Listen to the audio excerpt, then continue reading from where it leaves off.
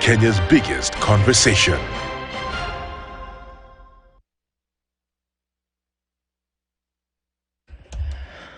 Okay, let's take a quick look at what's going on the Eastern Bypass. Specifically, there's some traffic coming in through towards the Outer Ring Junction and then out towards North Airport Road and then the Cabanas interchange. So that's doing that thing there. A little bit of traffic still coming in around Survey. Even before that, coming in from Garden City towards the Allsops Junction, very busy on the Thika Superhighway. And then as you come in from Gong Road, you're doing okay, and also on Wayaki Way, not too bad at all.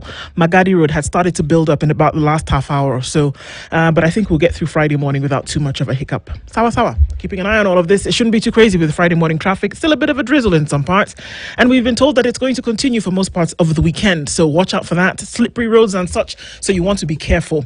We'll talk and keep things moving, won't we? Spice FM KE on X hashtag The Situation Room. Traffic updates brought to you by I&M Bank. Whether it's groceries, fuel or luxury shopping, make every swipe count. The I&M Bank Milele Points gives you real rewards for your spending. What's even better, every 20th customer to get the card gets 50,000 Milele reward points worth 50,000 shillings. Mature, intelligent talk every morning. Spice up yourself.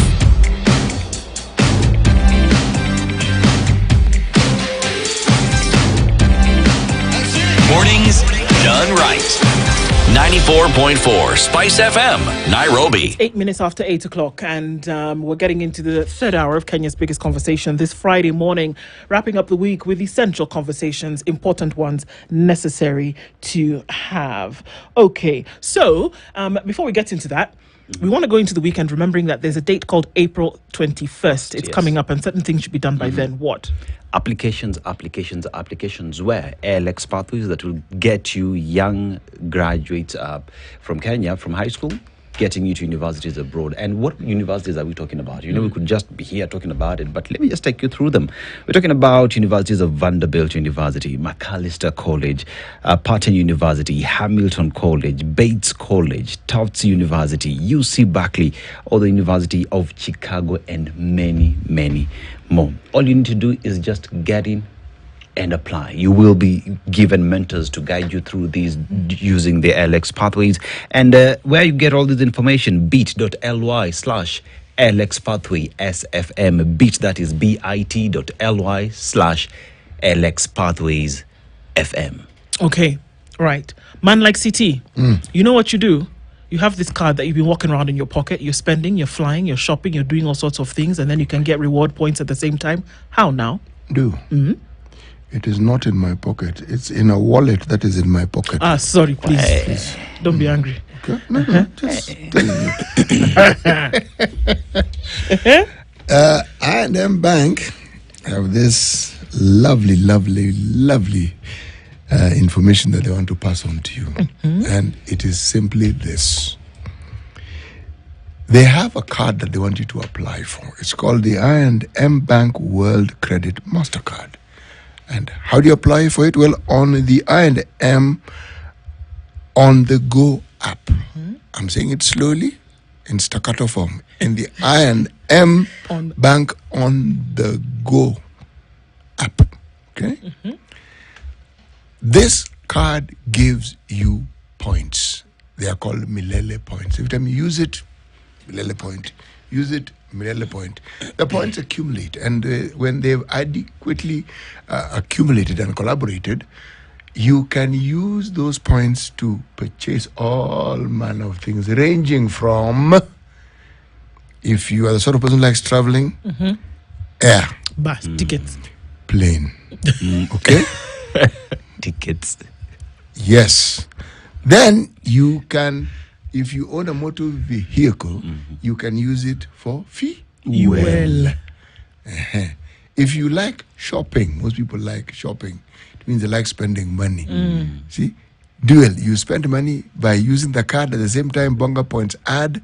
Man, Points. This is really very good. Yeah. Yes, but if you happen to be the 20th customer, they're telling you you stand a chance of getting 50,000 Milele points, which is the equivalent of 50,000 Kenya shillings. Well done. Yes. It had to come out at some point. We're just giving you time. Day 3 and you've done it. Well done, CT. Thousands. It had to come. Thousands. Those are Seto's people. Your cousins, just so you know. Either way, somebody gets those points, isn't it? So that's what you want to do with the I&M World Currency the plural, you add Mastercard. S. Yeah, to everything you add S. Yes. Giving us that information this morning. And, you know, it is Healthy Friday. We have Healthy Friday conversations. Usually we have one, but today we're having two. And a conversation that we're having this morning is going to be helped looking at chronic disease care in Kenya. On the rise, on the increase. But before we get into the details of it, Faith Ohwisa Okwayo is here with us this morning. She's the chairperson of the Chronic Disease Society of Africa, and she joins us this morning. Faith, good morning. Good morning. How are you? I'm great. Karibu sana. Thank you so much for being here this morning. We will be looking at a number of issues, but before we do, let's welcome you to the show properly. You've done an amazing welcome for us here this morning, and it's just really good. I mean, I'm still gobsmacked, and it's just great to have you here. Thank you so much. You've come, you know, it's typical African, don't come empty-handed. My mother and father used to tell me that all the time. You don't go somewhere empty, but it's really great, and we just wanted to recognize you for that. You're welcome. And as we get into it, CT has a proverb. I do. He goes to a different African country every week. And when he comes with proverbs. So he'll tell you where we are this week. He'll tell you the proverb. And then we'd like you to interpret that for us. Okay. The proverb You will is very survive, simple don't worry. and straightforward. And what we want is your interpretation. Okay, Not the amazing. interpretation you think we want to hear. Okay? Yours. Yeah. If I said something and he said, I saw a bird flying in the night. That's okay. That's it. That's okay. Yes, it's fine. That's what you saw, isn't it? At least, so Yeah. you tell us. We are in the Islamic Republic of Mauritania. I've been looking at countries in what we refer to as the Coup Belt. That Coup Belt, it's literally a belt because it's from the Mediterranean right up to the Atlantic Ocean, all those countries. And they're characterized by one thing: they've had very many coups. One coup attempt, elected government is told, we'll take a break. And we are seeing it even right now in Sudan, because Sudan is actually part of the coup belt. Okay. Now the thing about it disturbs me. It disturbs me because you look at these countries and the problems they have. They are all rich in minerals. Even though this particular country, close to 90% of it is the Sahara Desert, but they are rich in minerals, and yet their people are some of the poorest, and the country itself is one of the poorest countries in Africa. You see, poverty is measured in the people and their livelihood and their well-being. If people cannot even get certain basics, then you are definitely poor. It's not measured by the people in the country who tend to be obscenely wealthy, not those ones. Anyway, the proverb, the bigger the head, the bigger the headaches. Wow. Yes. The bigger the head, the bigger the headaches. Headaches, yes. I think my interpretation would be when the head is big, it increases the surface area for pain. Do you think people who have big heads don't have big heads? Or if my pain is excessive in the head and I know that my head must be big, that is why I have a headache. Technically, I'll agree. Okay. Like directly proportional. Yes. Yes. Okay, now apply it for us. What do you think they're trying to tell you? In relation to the country. In relation to anything that you choose. Okay. Let's say China, for example. It has a very huge population, arguably among the top 2 in the world. So the multiplicity of the burden in China is dependent on how many people are there. And even if I relate it to Africa, though Africa is not a country. You know, you've given us, this is the thing about asking people to give you the opinion. My mind I've never gone there. Didn't actually. But now that you mention it, it's so very true. Yeah. True. It's so very true. Yes. The fascinating human mind, essentially. And so, and I think this will feed into conversations that we have this morning. And so, Faith, you are the chairperson of the Chronic Disease Association of Africa. And so when we're looking at the burden of chronic disease in Africa, I want to do an overview, first of all, because chronic disease has come into the conversation 10, 15 years ago. Yeah. We didn't really talk about it much until we started to see prominent people. And for me, everybody in society is prominent. But when we talk about it in terms of, people who lead, people who, are outliers, people who hold particular positions, when we started to see that those folks, and this is not just in Kenya, this is across board. When we started to see those folks affected by some of these chronic disease, then we started to sit up and pay attention. Leave alone that we had Abuja conventions and things like that, and declarations and, things that happened in Maputo and Gabon. Put that aside in terms of what we're going to do medically. But when we started to see that prominent people started to get affected by some of these chronic diseases, we sat up and started to take notice in terms of what happened with its care. But let's look first of all at overall. When we talk about chronic disease, what are we talking about before we even start to go into some of the work that's being done? Yes. Thank you for asking. And even before I go into what chronic diseases are and what the burden is, we have to look at Africa. And you're saying we started noticing chronic diseases in Africa when prominent people will probably fall victim. Why is that? It's because the way we have approached the disease burden in Africa was always vertical. We always looked at disease burden in Africa based on the infectious epidemics. So chronic diseases have always been here with us, maybe not to the scale as of now, but we never put them at the forefront or at the front line of our solutions because they were not affecting the people who quote unquote matter. Yes. And the way we're approaching diseases of vertical, like would only depend on what the global health diplomacy was angling towards. Let's say, for example, the heavy funded diseases were the malaria, the HIV, and the maybe tuberculosis, which some of them are both chronic and infectious. Then would maybe put the lifestyle diseases at the bottom line. Okay. Yeah. So when we talk about chronic disease, what are we talking about? We're talking about any disease that you have to depend on medication for survival. It's a self-management disease. It's a disease that does not have cure. That's a chronic disease. And we have a myriad of diseases. The spectrum is huge, over 26 diseases. There are so many, ranging from cardiovascular diseases to diabetes, to lupus, to even sickle cell anemia, to cancer.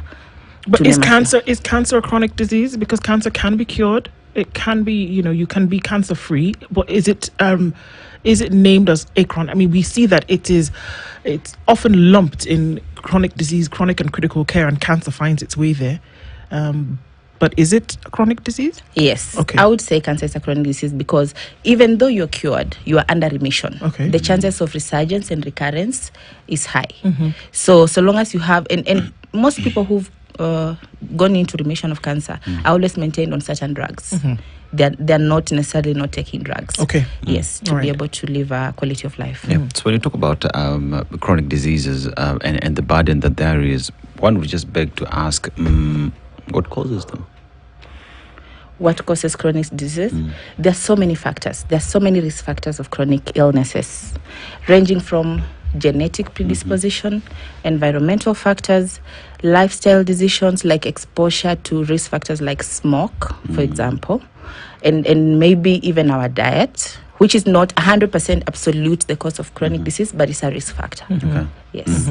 So with the risk factors that are there, because I know now one would go granular in specific disease that one is dealing with, but now that brings forth the entire conversation on research and development in terms of just understanding what affects us most and having data on that and be able to respond to that. So as a body that deals with this on a daily basis, where are we in terms of research to know our burden when it comes to NCDs? So I'm not very encouraged about the burden and the sizing that we have, because to start with, we do not have a definite burden. Let me tell you something. You'll find, even from the Ministry of Health and our research institutes like KEMRI, they rely on WHO data to tell us what's the burden of a certain prevalence in Kenya. Like if you go to certain bodies that's supposed to know the actual data of diseases in Kenya, you find they're saying, according to WHO report, which is 5 years old, our disease burden is this and that. So our disease data is not live. Our disease surveillance is fragmented. Yes, so we don't have a definite burden. So as Chronic Disease Society, we are disrupting that model and trying to go into communities, facing the people from the grassroots and understanding what is the burden as we update our live database. Okay. So when we're looking at some of the chronic diseases that are then prevalent in Kenya, and we look at that, some of that information that actually is available, we're looking at cardiovascular diseases, and we look at things like hypertension, high blood pressure being one of them, the big ones. We're looking at diabetes, chronic respiratory diseases. We're looking at obesity also being particularly common, and that you have to then deal with something lifelong to be able to take care of them. Now, when we look at, because every country then has its own where these chronic diseases are prevalent. And if you're looking at the entire continent, if you're looking at the western part of the continent, looking at the southern part, there are diseases then that, are prevalent in those particular areas. Now, if we zero in on Kenya, and we've seen this grow, we've had conversations here about diabetes, we've had conversations about hypertension, high blood pressure, we've talked about other heart health, issues.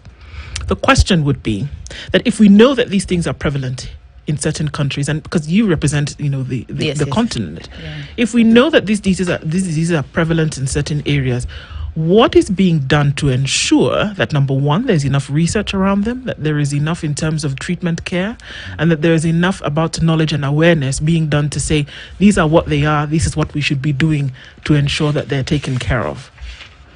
So a lot is not being done as effective as it was done on other diseases, like, let's say, when we are combating HIV, for example, which was a USAID heavy funded program.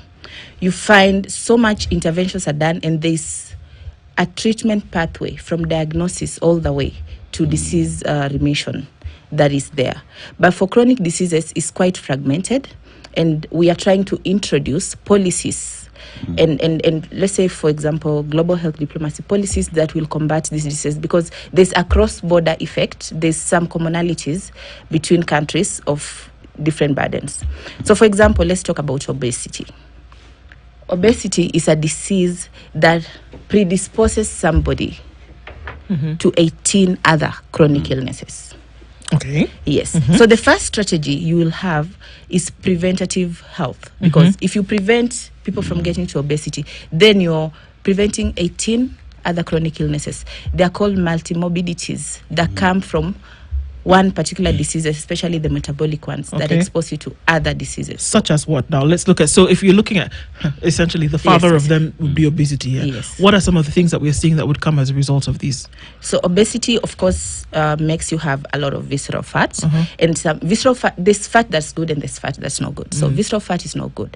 Visceral fat makes your organs vulnerable, like your liver function, your kidney function, your heart function. When you have a fatty heart, fatty liver, it's not optimum. So you find you end up now having hyperlipidemia. So there's so much lipid being produced, lipidemia and hyperinsulinemia, which causes diabetes. Just break them down, please. So hyperlipidemia is when you have a lot of lipids than you need. Hyperinsulinemia is when you have too much insulin that leads to insulin resistance. Like when you have too much of something in your body So how do that you don't need. How do you have too much liquid in your body, and how do you measure when it's enough or when it's too much? So basically, when you're taking, and I didn't want to go into the nutrition discussion. The reason why I'm mentioning it Yes. is for our audiences to hear Yes. and understand, because some concepts may be easy to understand to somebody who already understands, Yes. but when it is spoken of, someone says too much liquid. What should I not drink? Water? What should I? Yes. No, too much lipids, fat. Oh, see, liquid. Lipidemia. So what I mean is the gut. Okay, let's go slowly. Right? Okay. That's the point. The gut. is from the mouth when you eat your food to the level where you remove your food from your body. So the gut, from the time we ingest our food to the digestive system, I think you're familiar with that. So that process is what exposes us to 70% of diseases, because our immune system is literally within our gut. So when we take care of our gut, which is now what causes obesity, okay, the gut and other metabolic functions, because also obesity is a chronic illness, meaning you don't cause it upon yourself. It's about your hormone balance and all that. So when you ingest food, if you're mindful and well educated, that's why we're doing a lot of patient education. From the time you're eating and you're aware, bringing awareness and self-management to yourself, then you'll prevent a lot of diseases just by being aware. Okay. Yes. Now, I want to graduate this just a little bit, because there's always the awareness that you built amongst yourselves. If I suffer from something, CT suffers from something, then you're taking that responsibility and you're going to, you're seeking care, and somebody's dealing with you here. But when we talk then about an umbrella whereby the people of a nation are supposed to be taken care of, in terms of spreading information and communication, in terms of making sure that initiatives are out there. We know, for example, the Ministry of Health in Kenya, under the likes of Dr. Mtandachero, for example, are leading initiatives around preventative care. Yeah. Now, when we talk about preventative care, that means it's very important for you to know the quality of the food that you eat, the source of the food that you eat, and spreading that information around. But are we really doing enough to understand some of these things? A lot of these initiatives are insular. If I have somebody who suffers from hypertension, it is a chronic disease, I'm dealing in that little space. But when we're trying to look at the disease burden of a nation being lifted, then this information now must graduate from here to here. Now, what's being done to ensure that that is actually happening? The macro level of intervention needs to be handled after we understand the size of the burden. So what I would say, even before I answer your question, is this country needs a digitized record, a digitized medical record. Because when we are going to community diagnosis, in the medical camps we do, you find we are having a lot of data gaps of even understanding what is the size of the disease burden. I'll give you an example before I land. In our last camp in Nyeri, we found the burden of hypertension there is over 23%, right? But you'll find the cardiovascular center, or the Center of Excellence of Cardiovascular Hospital, like Tenwek, is in Bomet. Meaning, the data is mismatching the provision of services. So when you're putting a cardiovascular center in Tenwek, yet Nyeri needs one, it means you've missed the data of where is the heaviest disease burden of hypertension. Because you find even cervical cancer, we need to have a cervical center in a place like Sega, Homa Bay, Siaya County, because the prevalence there, when we've done early detection, because we do a lot of early detection camps as an intervention, you find out of 100 women, 65% of a certain age will be presenting with need for further checkups because they're presenting with HPV virus. Hang on. You understand? Which is crazy. No, it's crazy. Yes. No, I just need to make a clarification, because essentially, okay, when folks decided that they were going to go to Abuja, in 2000 and, donkey years, it seems like so many years ago now. 2000, and leave it at that and continue. And we continue. Yes. That it was upon this very premise that you speak of that they said, you know what, guys, this is the things that we are starting to see, and we need to have research. We need to make sure that the budgets of particular nations are actually going towards health research and towards health interventions. Everybody sat around the table and they said, fantastic. Abuja 1 happened, and then Abuja 2 happened. Abuja 2 happened, and the declaration was made. And African nations, almost all 54 of them, came out and said, you know what, this is true. We're actually going to do this, and we're going to make sure that our budgets go towards 15%, or 15% goes towards health. Now, whether or not that has been done remains a story. No, it hasn't. It hasn't been done. But this is essentially what would help, because when we look at these terrifying numbers, that if you look at one community, because Sega is not that huge in size in Siaya, but if you're looking at a community whereby out of every, what you're saying, 100 what women. you're saying, Daktari, sorry, not Daktari, I want to call you Daktari because Faith. that out of every 100 women, 65 are presenting with HPV. Yes. And virus, which is a risk for cervical cancer. And we don't have critical care scanning interventions in that area, for example. And even we have vaccines. Controversial vaccines, but I believe in vaccines, and education needs to be done in that area because they're not controversial. But the controversy is introduced by people who are not understanding the information, that are expiring at the ministry or at Kenyatta Hospital, expiring in their 95,000, 100,000 vaccines expiring, when kids in that area, which is prevalent with HIV, need to all be vaccinated against HPV virus, because already when you have HIV, you're highly likely exposed and predisposed to cervical cancer. So, is our data segmented and stratified well enough? We need actuaries to come and be part of the solution and the intervention so that we have predictive models that are helping have targeted solutions for different, because you cannot have a one size fits all for healthcare, especially chronic health. Doesn't the Ministry of Health have actuaries? I know it does, yes. But we're just saying we amplify their work and strengthen research so that we are having impactful decisions. Because you find we export all our data. Yes, we collect data in a very fragmented way, export it to WHO, just to name what I know, and then WHO processes this data, returns it to us, and even sometimes after the big pharma has consumed it for their production, right? And then we now get 5 years later the results of this data, and we say our prevalence of diabetes is 4%. You start with it's who 5 years old. Who sponsors the research in the first place? That is the thing. Yes. So WHO has sponsored this research, then they deserve to have the data. But what happened to our own national registry, our own national data, where we have everybody with their patient history and the patient data in one particular database that the government can use?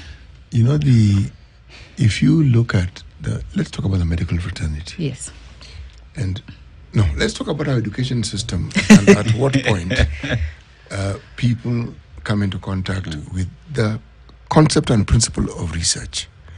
And then look at how it is proliferated in our schools to institutions of higher learning and the focus that we give it. When you are a student, you will be required to do some research on a certain subject. And for many people, that is the last time you're actually involved in that process. Before you graduate. Yes. If you go for a master's program, you will need to do the same. But beyond that, this is manifest in our universities. You look at our universities, the research discussion is not what it should be for a research institution. So now, if we don't have that culture, when one leaves the learning institution and goes into the workplace, you are heading something in a ministry, whether it's agriculture, whether it's health, whether it's education, and that is not something you've given priority.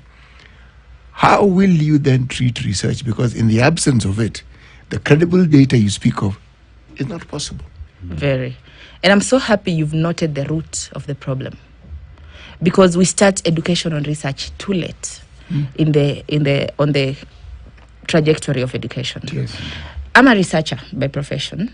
I'm an actuarist and a researcher by profession. And I've done research. I've had the privilege of doing research in 16 African countries for the past 8 years. And I can tell you, from my experience, there are no local infrastructure to strengthen even the ethical collection of data, preservation, and protection, than usage of this particular data to predict outcomes, because we are here to improve healthcare outcomes. I did not even mention the whole purpose of Chronic Disease Society is to improve patient journeys and to ensure that the health outcomes are good. Yes, you have diabetes, but it's not accelerating to something else. You know, most people you find have 2 or 3 chronic illnesses. They have diabetes, hypertension, cancer, kidney failure, you know, at the same time. Yes. And it's very, very... And usually they are related. Yes. Yes. They are all related. So if you manage your diabetes well, we will even reduce our cancer rates. If you manage your hypertension well, we will reduce our kidney failure. Okay. So I'll come to the numbers of that. Okay. What I'm trying to answer you on the research part is strengthening our ethical systems. Systems. And digitizing. You see, the way when you're born, you have a birth certificate. That birth certificate has a unique number that no one else shares, right? Why can't we use that unique number to uniquely unify people and move with their patient histories from the time they are born all the way to mortality? You'll find we collect data in reverse in Kenya. From my assessment, I could be missing some things here and there, but what I know, they collect mortality data. We collect a lot of data. The question that you're raising is, what do we do with it? Yes. Let's take a break on that point, because then we'll come back and then look at this and then tying it with ministries of health in different parts of the continent and saying, okay, so what are ministries actually doing beyond treating sick? Because the health issue is not around just treating disease. It's the management of it. It's the research and all of these around. We're going to come back and discuss this with Faith Okwisa-Okwaya, who is the chairperson of the Chronic Disease Society of Africa. We're looking at the workable models for chronic disease care in Kenya and, by extension, through the continent. It's 23 minutes to 9 o'clock, and a good time to remind you that you don't have to just imagine what it's like to eat your favorite foods, hot or cold, without pain. You can actually live the dream. You don't have to imagine it anymore, because Sensodyne is here to give us the great relief from tooth sensitivity. And how do we know this? Because it's the #1 brand recommended by dentists, and we keep reminding you that a happy mouth is a happy mind. Sensodyne for tooth sensitivity. Of the Chronic Disease Society of Africa, and there seems to be a chuckle in the house. So even as we look at some of these issues and looking at the vanguards of these processes that we speak about, are ministries of health around the continent, and it just seems as though I wonder who went. I mean, we know that healthcare professionals, we know that research organizations, we know that governments went and signed this Abuja Declaration. We know that happened when we're talking about research and what needs to go. Because when we're talking about disease, the burden of chronic care, we are talking about what research has been done to know that, #1, you know the numbers of the people in the country who are suffering from heart disease. You know the numbers in the country of people who are suffering from diabetes. You know obesity and the more, what did you call them? Morbidities that come along, comorbidities that come along with all of this. And that is all heavily dependent on research. Yes. We hear this story that, we're dealing with heavy, heavy curative care. That means people are already sick, suffering, and dying. And that's where we spend most of our resources and our attention. But now they've tried, we've said, let's take this shift now and try to move it this way so that we are dealing with preventative and preventive care. But in order to do that, you need the numbers and you need the research. So it seems like a no-brainer to me then that you would then now invest in research, because now what you do is that you're able to then find folks before they get sick and then insert those interventions to ensure that your curative care burden decreases. Are we seeing that there's that move in that direction? Albeit very slowly. Okay. We have visions, yeah? You can see the Ministry of Health is very ambitious. You've seen with the SHA model, right? You laugh. So. Yes. Because it's a very ambitious model. However, you find it's mostly capitalistic than social, because health is a human right. We can never approach it as a business, right? So if you approach health as a human right, first of all, the insurance or the reimbursements, like you have to make sure that the universal health coverage, if you're modeling the best universal health models in the world, like Thailand, which has been very successful in ensuring that this universal model, you find they're not depending on people paying premiums for insurance to be able to cover the community. The government should be able to have a fund, or should use the exchequer to cover the most underserved. There should be a model that has been piloted, proven, and having predictive success. I can bet you. I don't know. I don't know the people. I don't even know what it looks like, except for a few press conferences that we went to Afia House. But I can bet you that somebody somewhere has written a paper, there's research, there's information, it's just waiting for implementation, sitting, waiting for some of these things to be done. Here we are talking about surveillance and mapping and things that need to be done to ensure that we are upping curative care in the country and across countries. And I keep saying, I have the privilege of being able to straddle two sides of the continent and being able to know what's happening here and West also and know what's East. happening here, West and East. And let me tell you, the issues are the same. Shakahola, there are 300 bodies sitting in a freezer outside Malindi Hospital.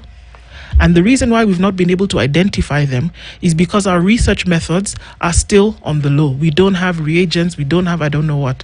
Now, if we can't do that for 300 bodies that have been in a freezer for close to a year today, here we are talking about how we need to make sure that the prevalence of obesity in the country needs to be monitored so that we can now implement research methods and make sure that those comorbidities don't affect hundreds of thousands of Kenyans. Tell me how.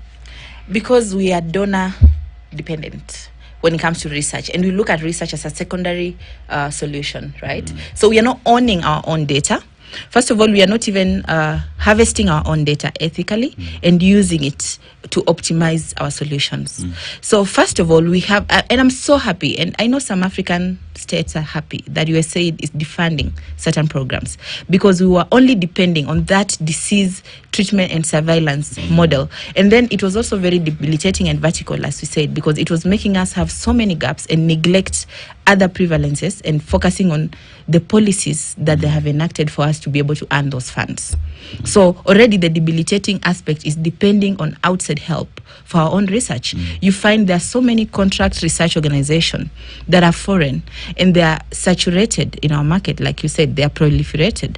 But our own local data is only exported, it's rarely processed locally with our own variable. We know the variables locally and the factors in African settings are very different.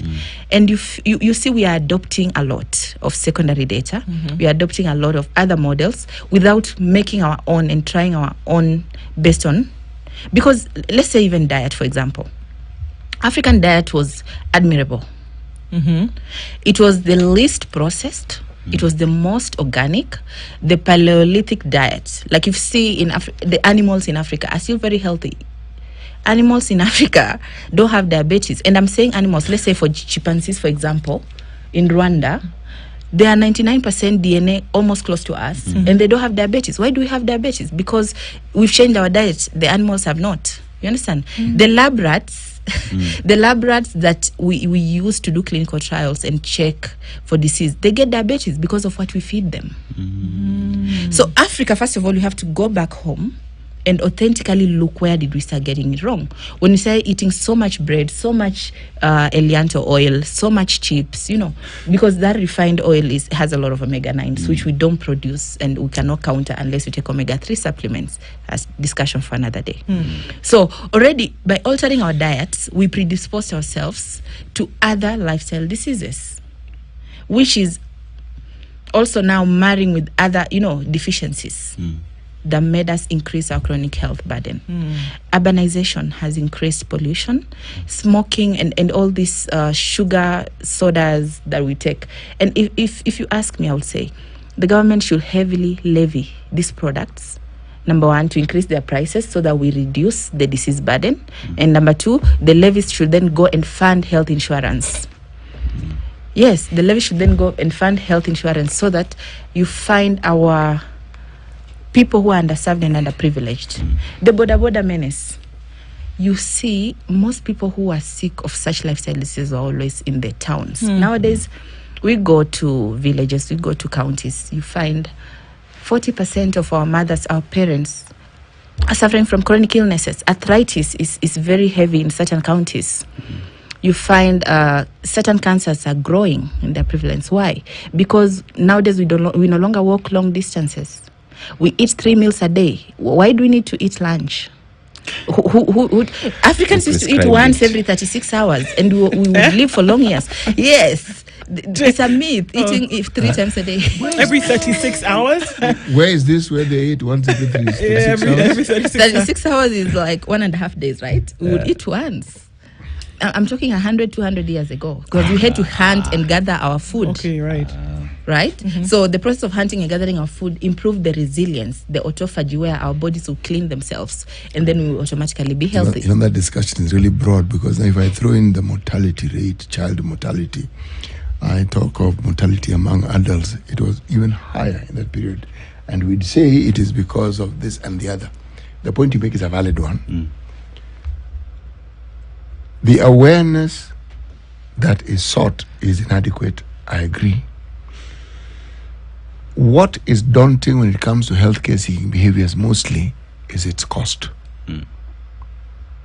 To be diagnosed so that you can determine what it is that you have or don't have, cost. Going to a health facility that has the wherewithal to determine this, cost. So in many instances, when our citizens balance between children eating, going to school, and just the normal day-to-day activities and healthcare, unless they're feeling, you see, our determination of illness has to do with how we feel.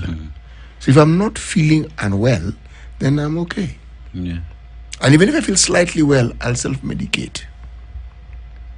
So the role played by one, the absence of knowledge, which is often referred to as ignorance, and the balancing act that one has to do when you talk about limited resources, because the most limited of these resources, in my opinion, is not the economic capacity to do things, but it's here.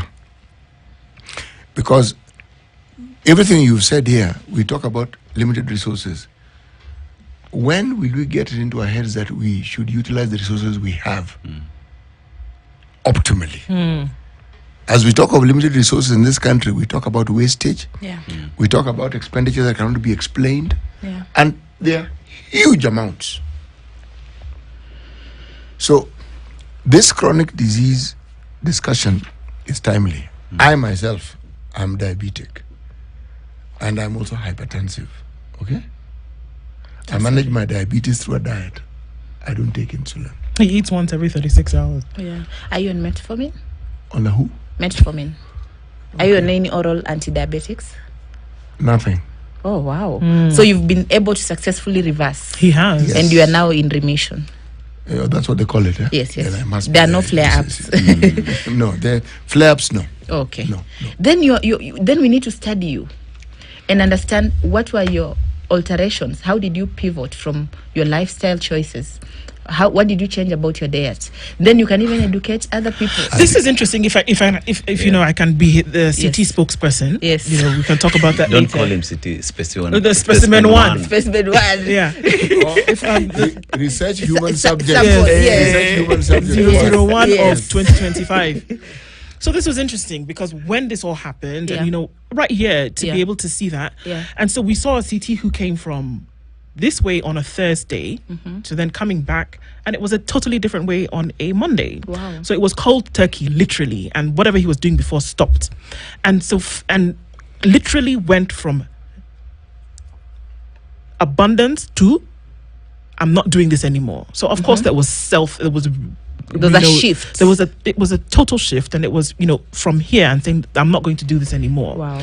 But I think that we were able to see, and we could see that we saw the transition from one spot to another. And I do agree that something like that needs to be studied. And I think it segues us into where we are talking about today, that there is so much in terms of information, so much in terms of communication, a wealth of resource. Yeah. It's an overload, but we are not using it.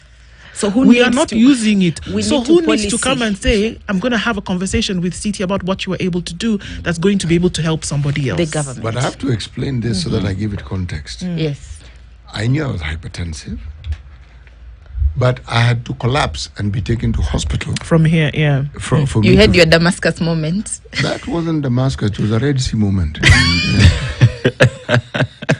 And I'm happy you're sharing your story, really. Yes. Because let me tell you, out of every two, the statistics are very glaring. It's a stark disparity in our statistics.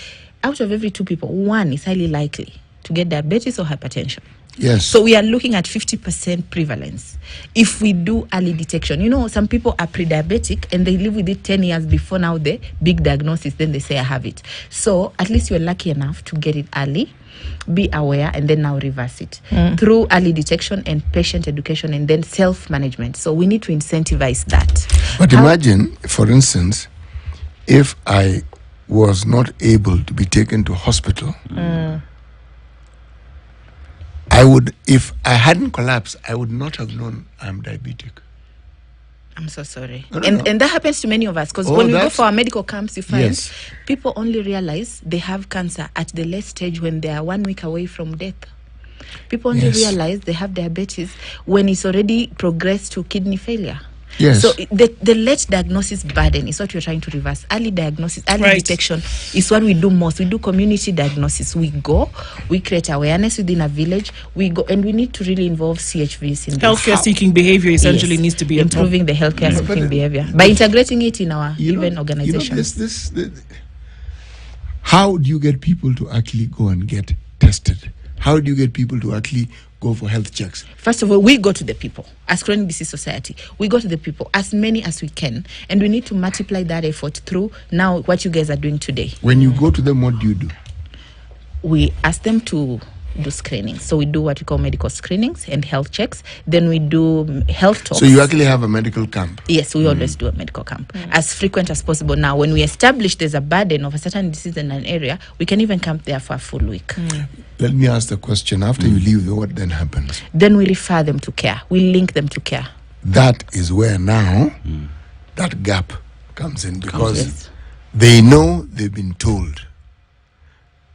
When I talk about the cost of these non-communicable diseases, there is a cost, and a rather steep cost. Very. Now, do we then talk, the preventative aspect that spoke of, do we talk about how to mitigate, how to ensure you don't get there? Yes. So prevention strategy is very interesting, and we have to be already there. We are too late to the prevention awareness and campaign. And number two, we need also to check and have a performance-based model where our hospitals are also not taking advantage of the people who are already chronically ill, because that's a forever lifetime client. So we need to have capitations on such, so that insurances can incentivize those who are doing preventative care, at the same time reward the patient-centric model where hospitals are, should I say, appraised by the patients, so that it's a care-based model rather than a profit, because once you go, like I said, healthcare is a human right. Right. But that's at the policy level. Sorry, Dennis. Yes, That's the it's a policy policy level. level. And this is the thing that we're hoping that could be an umbrella policy around some things, that we know that some policy has to be specific, but that there can be umbrella policy whereby you're saying that this must be the case. And that's why I do agree with an overall levy, for example, for health. Yes. That it comes out of what you spend, Yes. whether you register or not.